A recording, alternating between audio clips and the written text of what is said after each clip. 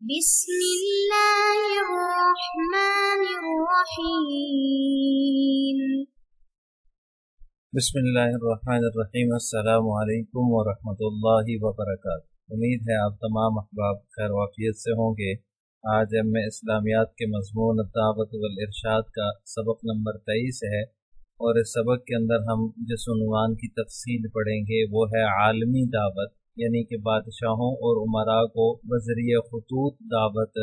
جو آپ صلی اللہ علیہ وسلم نے دی تھی، اس کی کیا تفصیل ہے، اور وہ آج کے سبق میں ہم پڑھیں گے۔ آئیے تفصیل کی طرف چلتے ہیں۔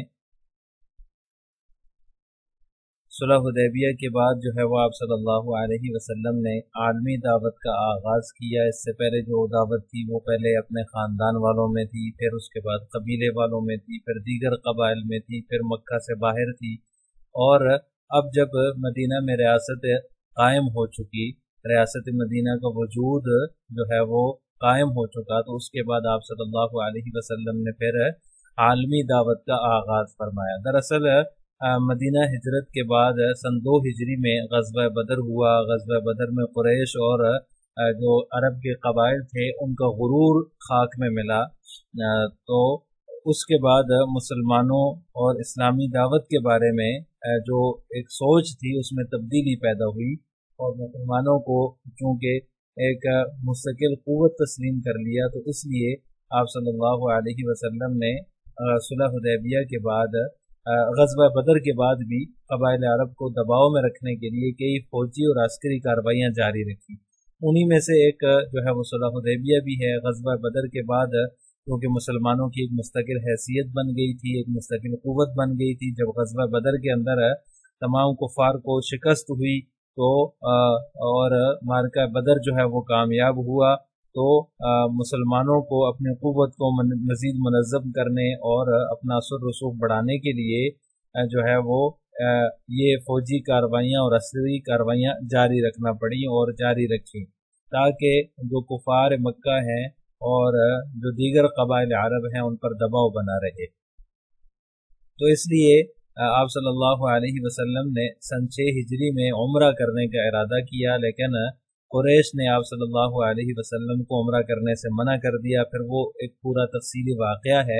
کہ آپ صلی اللہ علیہ وسلم کو جب انہوں نے منع کیا، آپ صلی اللہ علیہ وسلم نے حضرت عثمان کو قاصد بنا کر مکہ مکرمہ بھیجا۔ ان کی شہادت کی خبر آئی تو آپ صلی اللہ علیہ وسلم نے سب صحابہ کرام سے بیعت لی،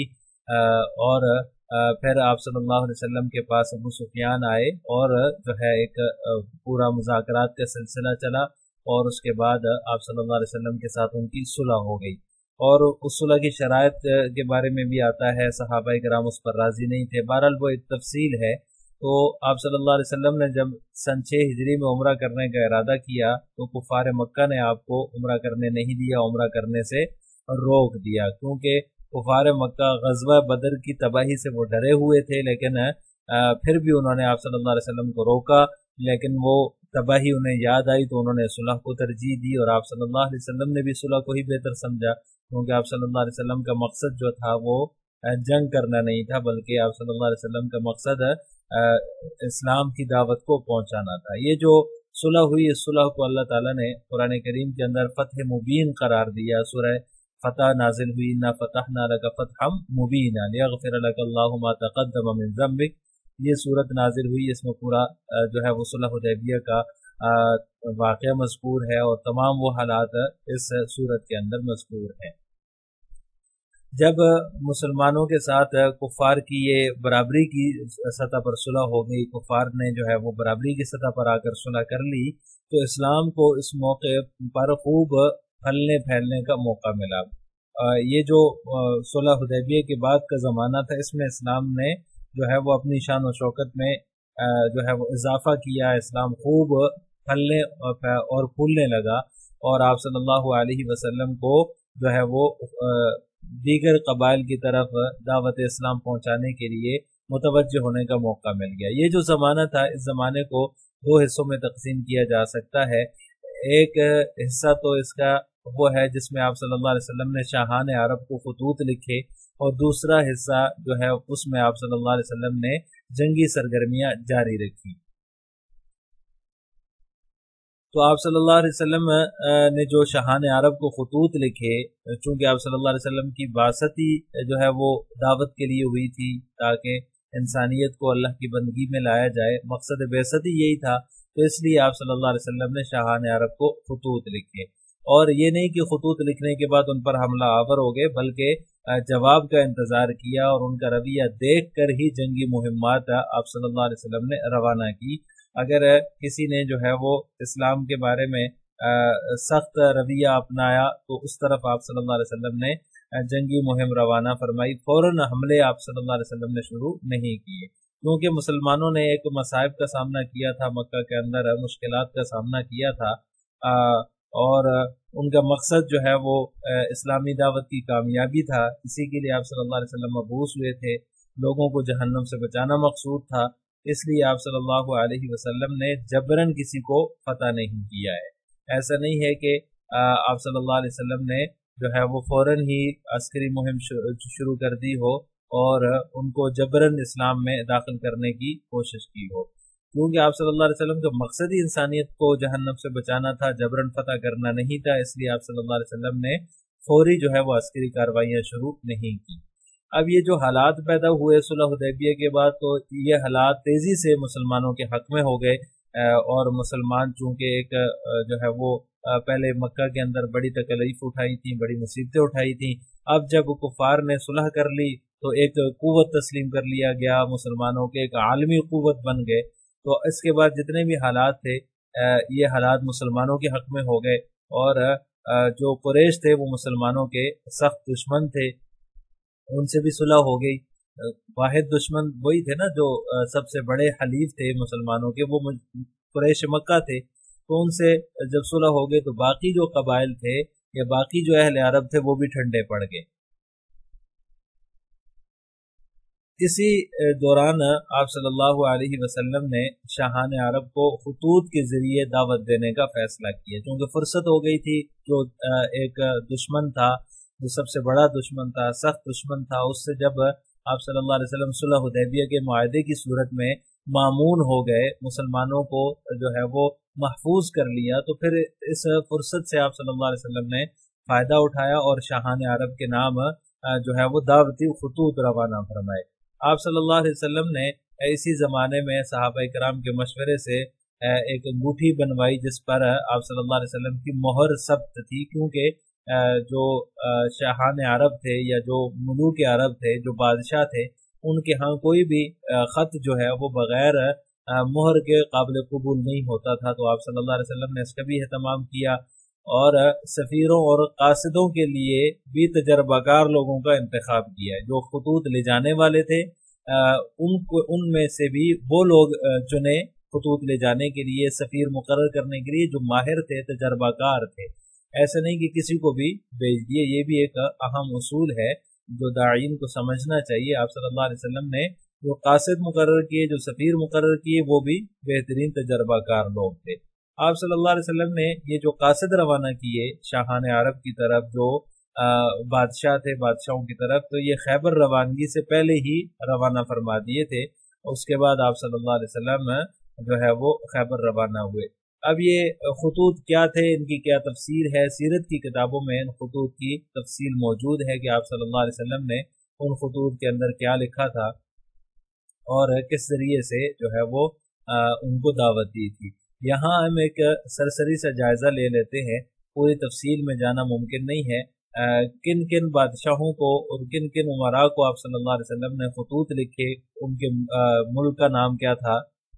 اس ملک کی طرف جس سفیر کو بھیجا اس سفیر کا نام کیا تھا۔ تو سب سے پہلے جو ہے وہ اسحامہ بن ابجر نجاشی، جو شاہ حبشہ تھا، اس کی طرف آپ صلی اللہ علیہ وسلم نے خط لکھا، اور یہ ملک کا نام حبشہ ہے، اور ان کی طرف جن کو سفیر بنا کر بھیجا وہ عمرو بن امیہ زمری رضی اللہ تعالیٰ عنہ تھے، ان کو آپ صلی اللہ علیہ وسلم نے ان کی طرف جو ہے وہ خط دے کر روانہ فرمایا۔ اسی طرح جو دوسرے بادشاہ تھے جریج بن متا، یہ مصر کے بادشاہ تھے، ان کی طرف حاطب بن ابی بلتہ رضی اللہ تعالیٰ عنہ کو آپ صلی اللہ علیہ وسلم نے سفیر بنا کر بھیجا اور دعوتی خط ان کے نام روانہ فرمایا۔ اسی طرح کسرا جو خسرو پرویز تھا، یہ فارس کا بادشاہ تھا، اور اس کی طرف آپ صلی اللہ علیہ وسلم نے عبداللہ بن حذافہ سہمی رضی اللہ تعالیٰ عنہ کو سفیر بنا کر بھیجا اور دعوتی خط ان کے نام روانہ فرمایا۔ اسی طرح ہرقل ہے جو کہ بادشاہ ہے روم کا، اس کی طرف حضرت دحیہ کلبی رضی اللہ تعالیٰ عنہ کو آپ صلی اللہ علیہ وسلم نے سفیر بنا کر بھیجا، اور ان کے ہاتھ ہرقل کے نام جو ہے وہ دعوتی خط روانہ فرمایا۔ اسی طرح منذر بن ساوا کی طرف بھی آپ صلی اللہ علیہ وسلم نے دعوتی خط روانہ فرمایا، جو کہ بحرین کا بادشاہ تھا، اور خط لے جانے والے جو سفیر تھے ان کا نام علاء بن خزرمی تھا رضی اللہ تعالی عنہ۔ اسی طرح حوزہ بن علی جو کہ یمامہ کے بادشاہ تھے، ان کی طرف بھی آپ صلی اللہ علیہ وسلم نے دعوتی خط روانہ فرمایا، اور سلیط بن عامر رضی اللہ تعالیٰ عنہ کو سفیر بنا کر بھیجا۔ 7ویں نمبر پر حارث بن ابی شمر ہے جو کہ دمشق کا بادشاہ تھا، اور شجاع بن واہب الاسدی رضی اللہ تعالیٰ عنہ کو آپ صلی اللہ علیہ وسلم نے ان کی طرف دعوتی خط دے کر روانہ فرمایا۔ اسی طرح 8ویں نمبر پر جعفر بن جلندی ہے جو کہ عمان کا بادشاہ تھا، اور اس کی طرف حضرت عمرو بن عاص رضی اللہ تعالیٰ عنہ کو آپ صلی اللہ علیہ وسلم نے خط دے کر روانہ فرمایا۔ اب ان سب کا خطوط کا تفصیلی ذکر تو ممکن نہیں ہے، ان میں سے ایک دو کا ہم نے جو ہے وہ تاکہ آپ صلی اللہ علیہ وسلم نے جو دعوتی خط لکھا تھا وہ کیسا خط تھا، اس کے اندر کن اصولوں کو آپ صلی اللہ علیہ وسلم نے مد نظر رکھا، اس کا اندازہ ہو جائے، اس لیے ہم نے ایک دو خطوط کا جائزہ لیا اور اس میں سے چند نکات کی شکل میں جو ہے وہ آپ کے سامنے پیش کر رہے ہیں۔ تو نجاشی شاہ حبشہ کو جو آپ صلی اللہ علیہ وسلم نے خط لکھا، اور اس میں آپ صلی اللہ علیہ وسلم کا انداز تخاطب کیا تھا، اس کو اگر دیکھا جائے اس خط کو، جس کی تفصیل جو ہے وہ کتب حدیث میں موجود ہے، تو آپ صلی اللہ علیہ وسلم نے اس خط کے اندر مخاطب کے آداب کا خیال رکھا، یعنی کہ بادشاہ کی طرف آپ خط لکھ رہے ہیں تو بادشاہ کی طرف خط لکھنے کے جو آداب ہوتے ہیں ان آداب کو آپ صلی اللہ علیہ وسلم نے ملحوظ خاطر رکھا۔ اسی طرح آپ صلی اللہ علیہ وسلم نے اس خط کے اندر اپنے عقیدے کا واضح طور پر بیان فرمایا، اپنا عقیدہ واضح طور پر اس کے اندر لکھ دیا کہ میں توحید کا پیروکار ہوں اور شرک سے آپ کو منع کرتا ہوں۔ اور اسی طرح جو عیسائیوں کا عقیدہ تثلیث تھا، یہ جو نجاشی ہے شاہ حبشہ یہ عیسائی تھا، تو عقیدہ تثلیث پر آپ صلی اللہ علیہ وسلم نے تنقید نہیں فرمائی، تو چونکہ ان کا عقیدہ تھا تثلیث کا، تو یہ بھی ایک اہم اصول ہے کہ مخالف کے عقائد پر جو ہے وہ تنقید کرنا یہ داعین کے عزیب نہیں دیتا، اور جو ہے نا بغیر کسی تنقید کے بھی دعوت دی جا سکتی ہے۔ تو آپ صلی اللہ علیہ وسلم نے عیسائیوں کا جو عقیدہ تثلیث تھا اس پر تنقید